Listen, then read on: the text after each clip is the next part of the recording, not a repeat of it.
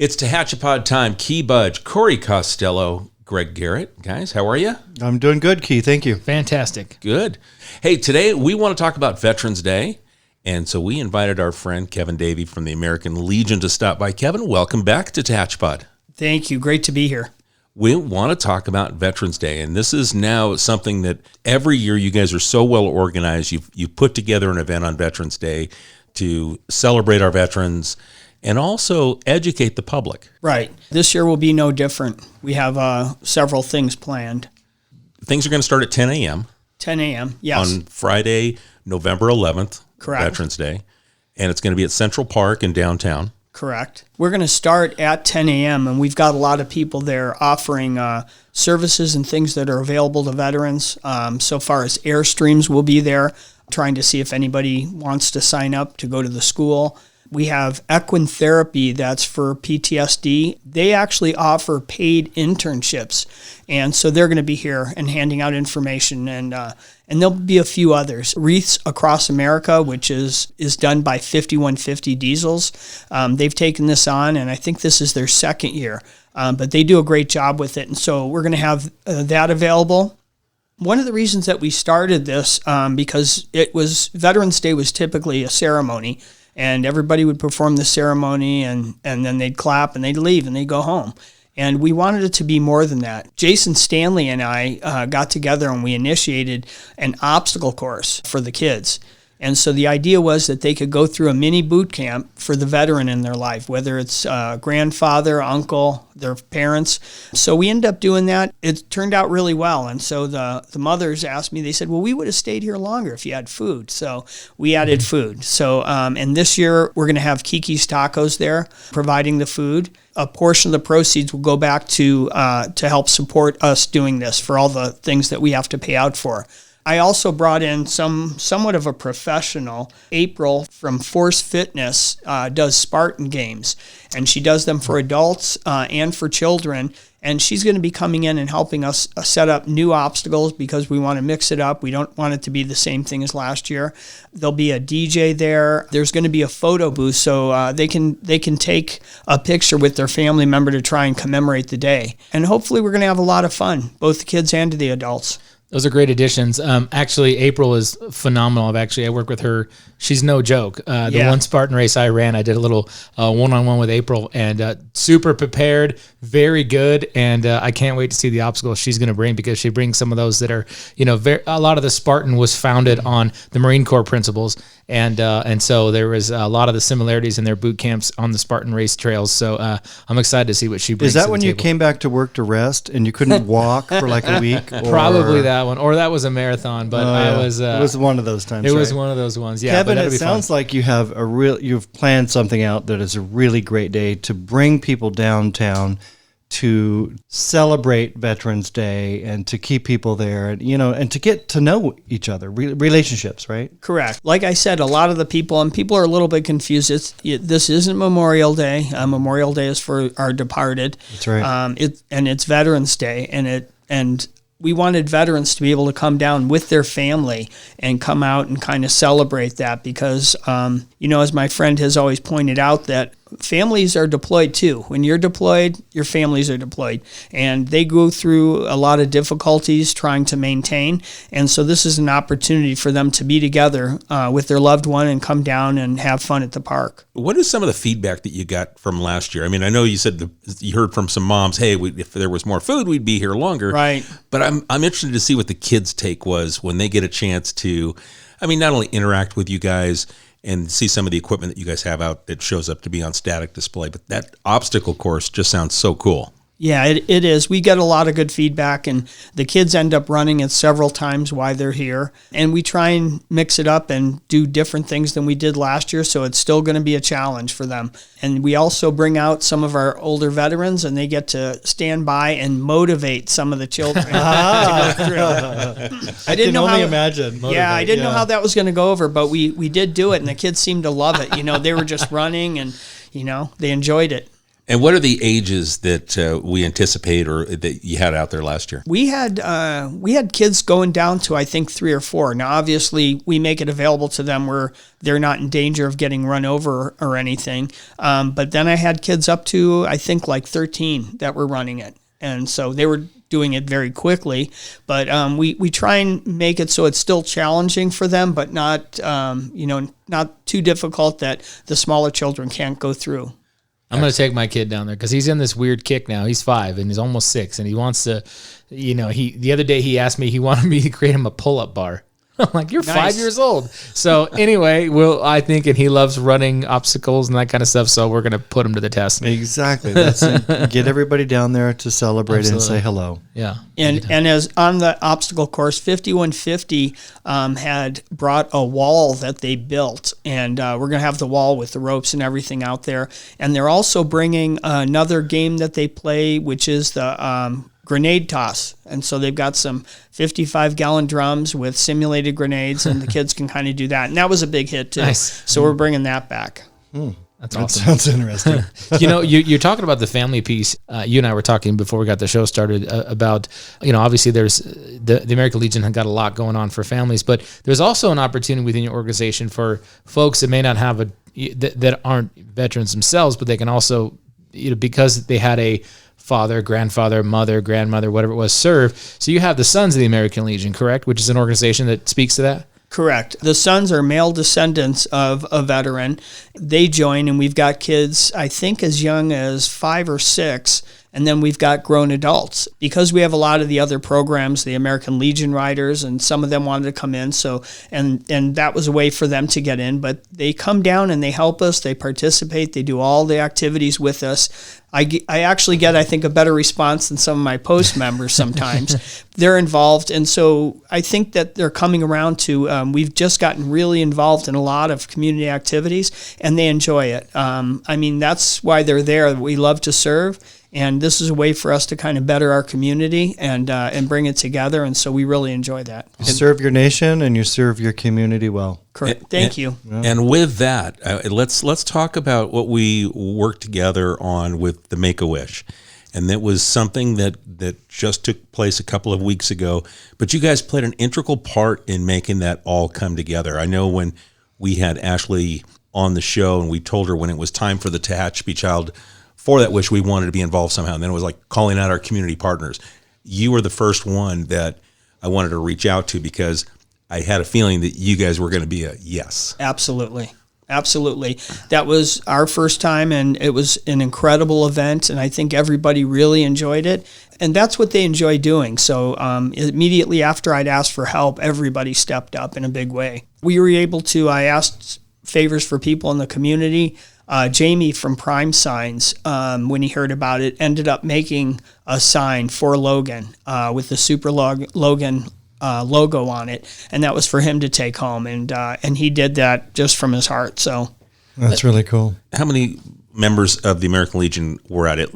Look, you guys were in force. Yeah, I think there was probably 25 to 30 of us that were out there in different capacity. And you guys played different roles in this. In some of the you guys were in distress, and Logan came in to help you guys. Right. Yeah. And so we ended up simulating with a fog machine that one of our rooms was on fire and or a gas had put them out. And he ended up going in there and rescuing all of them. So, yeah, it was really great. Awesome. Seeing the photos from that was one of those as different parts of town, but to be out in front of City Hall, the BK, to be in the American Legion building. You guys, it was a community event that tied together.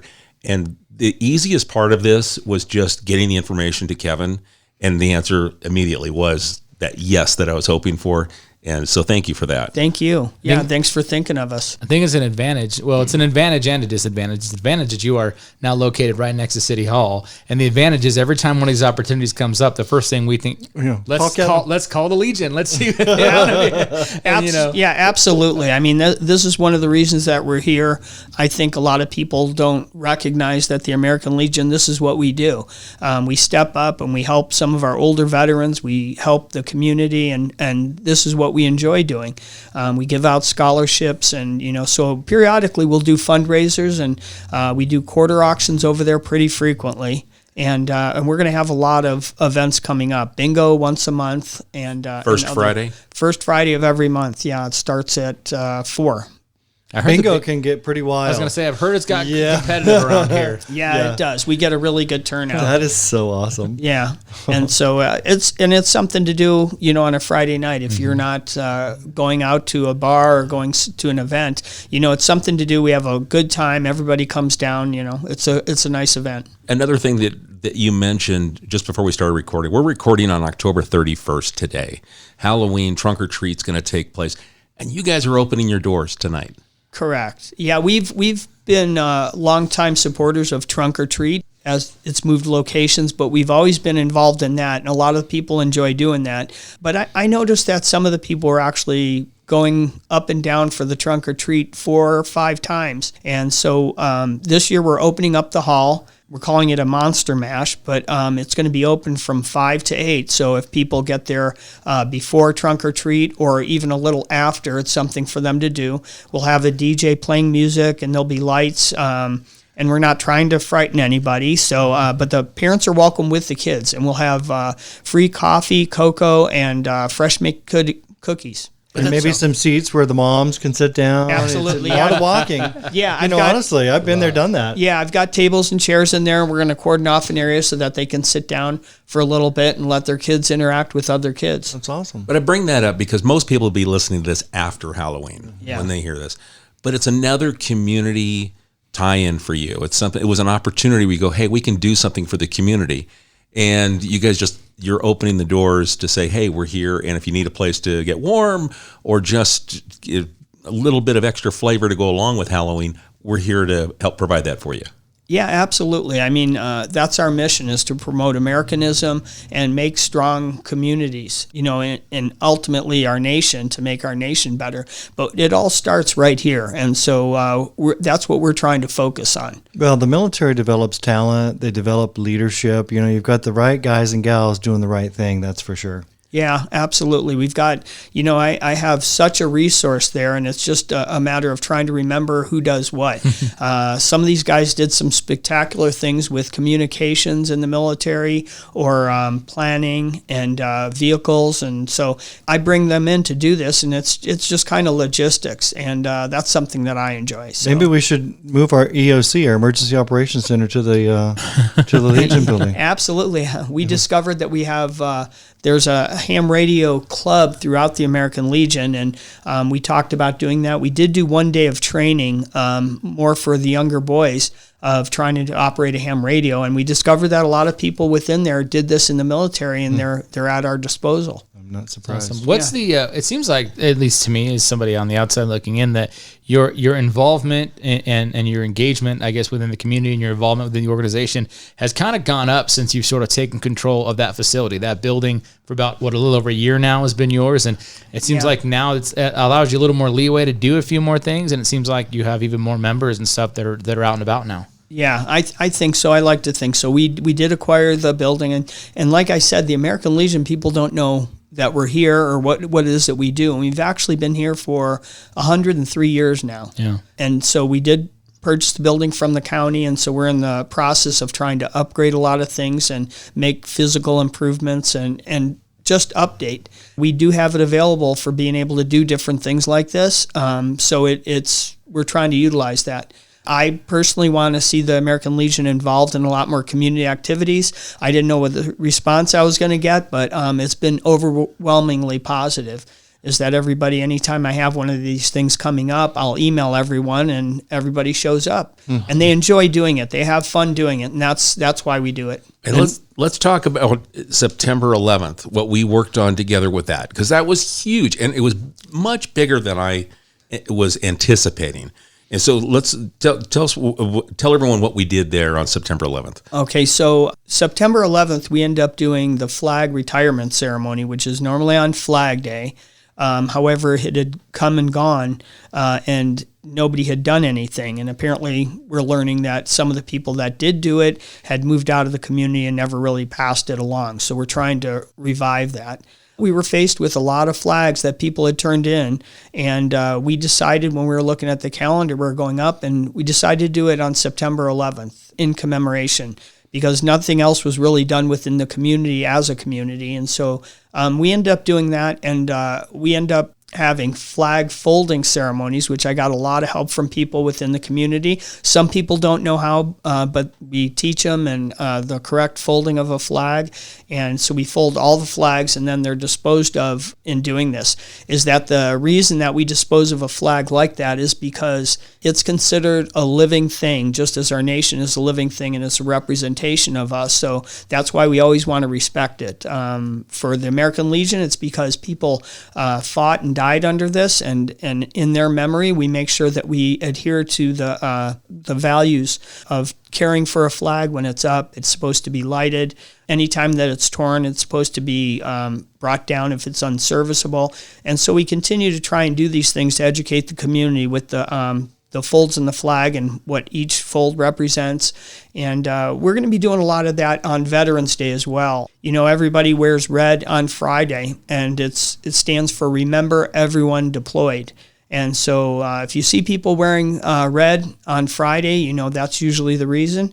We try and make sure that everybody's aware of this. It's a small thing that we can do to show our appreciation for those that are actively serving. It was pretty cool. I think we missed one flag. We were in the press box at the football stadium a couple of weeks ago, and they had replaced the flag, but someone had just kind of thrown the old one like up top. It was on a counter, so Tom Shea, our statistician, found it, and Roger Davis, one of your members, works with us up there, and Tom goes, "Hey Roger, let's fold this flag." Well, Tom didn't know how, so Roger was They were folding together. Roger was teaching him how to do it, and it was pretty cool, and they folded it appropriately and stored it in there. And I said, "We missed the flag retirement though. Put it on the list for next year." And like we've talked about before, and I learned this, every fold has a meaning. Correct. That's pretty cool also. Yeah. And so we typically try and do a ceremony so we read off the meaning of each fold and the significance of it. And when the flag's folded, it's folded with blue and the stars to represent God in heaven. And it's usually,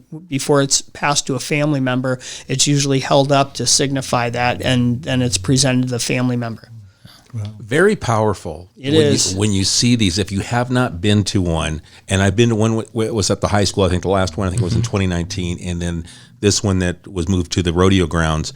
Very powerful to be there, to witness this, and to go through this ceremony and just the acknowledgement of why we're there. Yeah, and we had a lot of, obviously you guys stepped up. I know that you're huge proponents of the Americanism.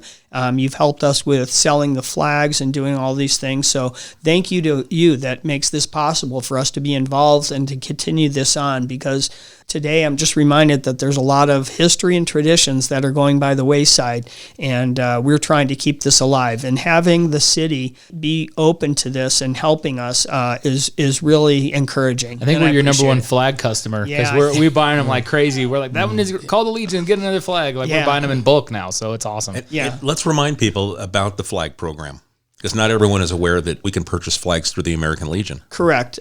We end up purchasing them from supplier of the American Legion, and we did so at a low cost, because we wanted to make sure that people have them within the community. They're made in USA flags, and they've been battle tested up here with the Tehachapi wind. They're solid. Yeah, they're solid. So right now we're selling them. My basic one, I believe, is $25, no tax or anything, and a portion of the proceeds, because when we sell so many flags, then we get credit for other flags, is the way it works through the supplier. And so we've been able to accumulate a good amount of money that helps out with our bills, because we survive also by donations. We don't have any public funding or anything. And now that you own the building, you have water, sewer, gas, electricity. Yep. All that stuff that goes along with the building. Right, and that's not something that we previously had. So there's something there, but since I've taken over, I reminded everyone, this is the first time that we have owned the building since, I believe, 1952. The county had it in that time. But I reminded everyone that we've been here for 103 years, and I want to make sure we're here for another 103, at least. And beyond. And beyond, yeah. So that's what we're trying to do. We're trying to build something that's going to last, and this is what you always do. You build it up to pass it on in better condition than when you got it.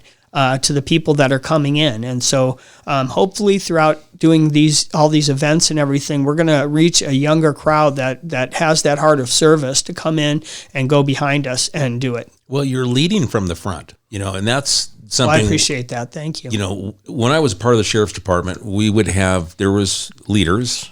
They were called leaders, but they did it from the back of the room. Right. That's management. Right. That's bad management. Yeah. But you lead from the front. You guys are willing to step forward and say, yes, I'm there. Let's go. We're going to do it. The other night city council meeting, we had, I don't know how many Girl Scouts there, right? Wow. Some of those Girl Scouts may go into the military. Right. It's all about starting when you're young. It's all about God, family, community. All those words mean something. Absolutely. It's for God and country is our motto. And that's what we try and live every day. And so we give away scholarships at the high school. I talked a little bit about that. And we also send, this year it used to be separate entities, but now it's one through the American Legion, is Boys and Girls State. And I don't know that a lot of people, everyone kind of looks at me puzzled, but we actually pick candidates and then they send them up to Sacramento to run a pseudo government. So they all have to vote on each other. They have to campaign for different positions. And, some of them don't end up going into politics, but they have a good understanding of it once they end up going and doing that. They probably do a better job. You read my mind. You said exactly. I'm like, dang, we need some Tehachapi students to take over Sacramento. The one day that they do it in Sacramento, I think we smoothest day Sacramento has. Right? Yeah, you never know. I mean, some of these kids can, because we've got one of our older members that ended up becoming a judge, and he retired from that. And so he's up there in years, but he's still willing to come and talk to the Boys State people that did. So, it sets you up for success when you do that. And quite honestly, I wouldn't be surprised if somebody from Tehachapi ends up coming back and wanting to continue on what you started. I hope so. Life is a journey, right? Educating the whole every day, learning every day. Yeah. And that's one of the things we're doing in the Legion. When we were in the military, we actually got trained for my era by the people that were in Vietnam. And the people in Vietnam were trained by the era that was in Korea. And so all these things continue to pass down, but this is who we learned it from. And so hopefully by doing the Sons and bringing in younger members, we're setting that up to continue it on in the traditions that we have. Mm-hmm. Speaking of traditions, when was Veterans Day actually started? The first Veterans Day was in 1919, and it was the anniversary of the end of World War I, and it was previously referred to as Armistice Day. And then Congress actually made it official in 1926, but it wasn't until Eisenhower administration that they started calling it Veterans Day, which is one of the traditions. That's one of the reasons that it's on the 11th, and at 11:11 a.m. we hold a moment of silence while we're doing this. So we'll be in the middle of our ceremony and having our speakers there, and we're going to hold a moment of silence to recognize Armistice Day. So, okay. Yeah, and I know that's done elsewhere too. I know in Europe and Great Britain and the Commonwealth countries, they do the same thing to really, because of the World War I and even World War II. Canada has Remembrance Day as well, so it's kind of semi-worldwide, especially with the significance of the world wars. Correct. And off that, so yeah. And somebody else had told me somewhere back east that their small town would actually ring all the church bells on the 11th at 11:11. Wow. So if anybody's listening out there and you've got access to a church bell, just remember that time. Yeah, I think does the Congregational Church still have a bell? I know they used to. Well, they have a bell tower. I know the tower. Catholic Church has Malachy's, has maybe not a bell but a sound. I know there was, and I think that the Congregational Church has one as well. I don't know. It might be something to look into. Yeah, there's a bell at the Heritage League in the Araya House. That's right. A garden. You just got to hit it really hard. Bing with my break. Yeah, it's pretty solid. This is pretty solid. That's what you're gonna break. That's what they thought of the bell in That's right, the Liberty Bell. Yeah, Liberty Bell. Kevin, I want to roll back to something that we talked about early on when we first started recording, but it was the services and things that are available to veterans. I really want to hit that again because I think that's important, that if we've got veterans listening, that there are some things that are going to be at Central Park that they might be of interest or something they might need. Correct, and I'm not certain. I haven't gotten confirmation from a few people yet, but that's what else we wanted to offer. Is that's part of our mission too? Is veteran rehabilitation. You know, there's a lot of people that are struggling and that have struggled. There's a mission that's called 22 to 0, and it represents 22 veterans per day that commit suicide. And so we're doing the best to try and make that 0. But we have a bunch of things that are available to veterans. Most of it's at no cost.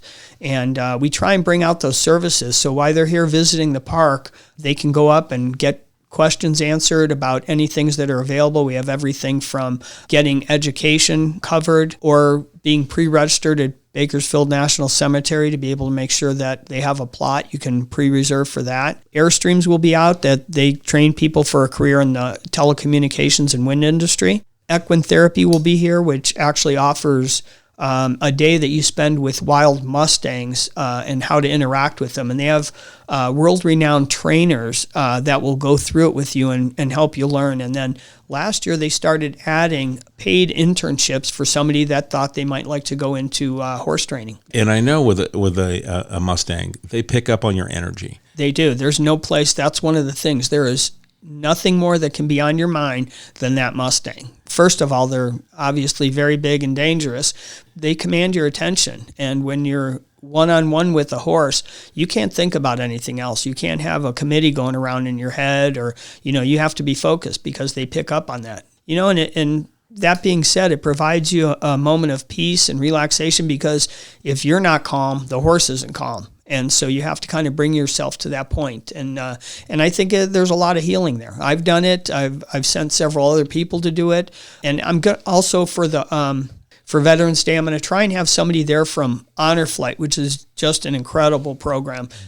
So many people over the years that we've told that they need to go on it, you should go, and everybody fights us on it. And then when they're flying back home, they said, I should have done this 2 years ago when somebody asked me. So there's a lot of healing there too. We end up, Honor Flight ends up bringing veterans where they're still, believe it or not, have World War II veterans. Then the last flight I was fortunate enough to go on, there were World War II veterans, there were Korean War veterans, there were Vietnam veterans. And Honor Flight does this service at no cost to the veteran. And we end up going over there. We're there for 2 days, and we visit all the monuments that were created for them. The monument for the Navy, the Marine Corps, the Army's monument, which is Arlington Cemetery, and the Navy's memorial. And so we visit all these things, and the World War II. Can't forget that. It's pretty impressive. And some of these people have never seen that. And to see the look on their face, to know that they're appreciated that much in this country. And we have random soldiers that will stop and talk to the gentlemen and the ladies and just kind of spend a moment with them. And I think they grasp the significance of how much they're appreciated, and they come home with a different attitude, So it's really something. And so I have to encourage people, if you haven't done it, you can actually also, if you pay your fee, you can actually go as a guardian with one of the veterans. They'll team you up. But it covers your expenses for being able to go there. Yeah, it covers your food, your hotel, the airfare, everything. And it's just a great experience. I've got several people that have gone multiple times on this because they get so much out of it. Each flight is different, and we have a lot of fun, and you meet a lot of people. And so we actually do the breakfast up here at Christian Life Assembly. And I'm going to butcher this. I'm trying to think what it's, I believe, first Saturday of the month. That's right, yeah. Yeah, and so that starts over there at about 8. We usually have some raffle prizes, but it's free to veterans, and it's $5 for anybody additional to come in, which is a suggested donation. And the proceeds of that go to cover the fees for more veterans to go. And a lot of the people that have gone on them, or people that have gone as guardians, are all there at the breakfast, and it's an opportunity to see your friends and to visit there. So that's some good stuff. Yeah. I tell you, the work that your guys are doing at the American Legion, we just kind of went back just a couple of months. We didn't even go back over the whole year, right. But just we covered stuff that you did in September, October, what's coming up here in November. Yeah. You guys are, like I said, you're leading from the front. You're actively involved with the community. So thank you, because I notice it. Well, thank you, because this is our mission. This is what we believe in. We're not doing it for thanks or anything else. We really want to help our community. And hopefully that comes across when we are doing these events. I think it's definitely noticed. I would encourage all the citizens, residents that hear this to come out Veterans Day and help celebrate Please. the day Yeah. at Central Park. So Friday, November 11th, 10 a.m. is when it kicks off. It's a family event. Absolutely. Bring the kids. There's going to be things for them to do, and moms, if you've got that energetic kid, Corey. Yep, got one. Jack. Yeah. I got two of them actually. They're going to nap well at the end of this. Yeah. And so we'll start it at 10, and people can have an opportunity to visit with some of the people that are there. We're going to kick off the ceremony at 11. We'll have a moment of silence in recognition of armistice, and then once we're done with the ceremony, we will open the obstacle course. That part is a little bit difficult because we all have kids that want to start it now. But when we do kick it off, then that will be running until probably 1 or 2, however long. And then you said Kiki's Tacos will be on site, so there'll be food at Central Park. Yes, correct. And they're going to have food there. We'll probably have waters and things like that for everybody. And hopefully we're trying to plan a couple of surprises for the veterans. So very good. Yeah, and Wreaths Across America will be there as well. We're going to be promoting this over coming months. Wreaths Across America is a donation program, and 5150 has been doing that. This is their second year. But what they do is they raise money. People make a donation.